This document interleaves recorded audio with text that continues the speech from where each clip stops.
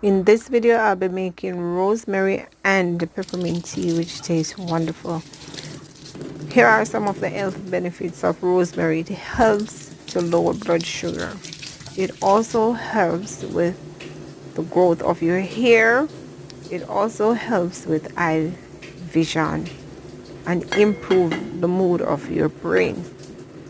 It also is filled with antioxidant and anti-inflammatory compounds. As for peppermint, it has its own health benefits also. It is good for fresh breath. It is good for reducing menstrual cramps, and it is also good for your sinus. Apart from these, there are lots more health benefits where these two herbs carry. Draw this tea and you